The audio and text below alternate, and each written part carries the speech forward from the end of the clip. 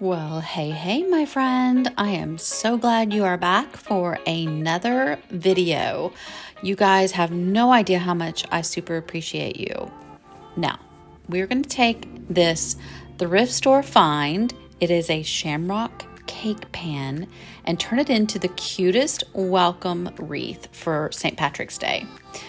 All right, so this is going to be kind of more of a lot of lessons.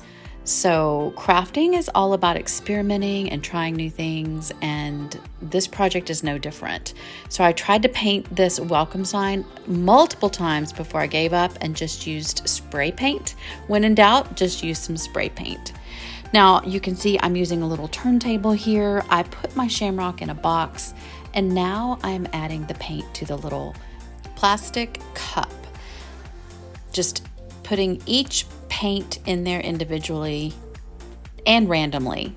Now listen, you are watching Southern Crush at home. If you would do me the super favor of subscribing as well as hitting that notification bell, that way I can inform you every time one of these fun videos comes out. Now, once I had all the paints poured into the cup, I just poured it on top of my Shamrock. It's that easy. Aren't the colors absolutely stunning? I love the way the gold is peeking through there. Just a little bitty streak is all you need. Now, I quickly learned this lesson. I had nowhere near enough paint. So I had to quickly throw together another mixture in order to add more to my cake pan. So another lesson in paint pouring, if you choose an object like I did here that is not flat, it is actually domed in 4 different places, you're going to have a lot of paint that you have to use to get it to go down all of the sides. So here I am loading up my plastic cup for a 3rd time, and I ultimately filled it up a 4th time.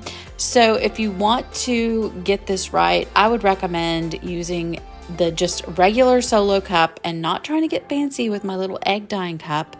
And once you use one of those big solo cups and fill it all the way up, I think you'll have more than enough for this project. But yeah, I grossly underestimated how much paint this little project was going to take me. I love how all the different colors are swirling together. Here it is in slow motion. You can see it's just moving all around my box. I was excited to see how this sign was going to look, so I just kind of placed it over there just to kind of give me a sneak peek. But then I used the heat gun just to try to get this drying process going a little bit faster. And then here's another lesson, y'all. I realized I needed something underneath, so I took another empty Amazon box with my popsicle stick and propped my Shamrock up on it so that it had a place to drip dry overnight. So after it dried for 24 hours, I put my 2 parts resin into a solo cup and used a paint stick or a popsicle stick to stir it up. Then I just started pouring it. I absolutely love the way resin looks when it pours onto your project. Absolutely super satisfying. I don't know about you. Absolutely love this. I just used the popsicle stick to gently guide it over the edges so that all of my Shamrock would get covered with the resin. Now, I didn't get to video this part. Again, another lesson. I used a heat gun and kind of spread the epoxy all over the Shamrock. And so parts of the Shamrock were going to get resin and parts were not. And I'll show you what I mean in just a second. So once it was dry, again, another 24 hours, I hot glued the welcome sign that we spray painted at the very beginning right across the middle of the Shamrock. I added it to a wreath form that had some faux ivy on it, and I think that it turned out amazing. What do you think?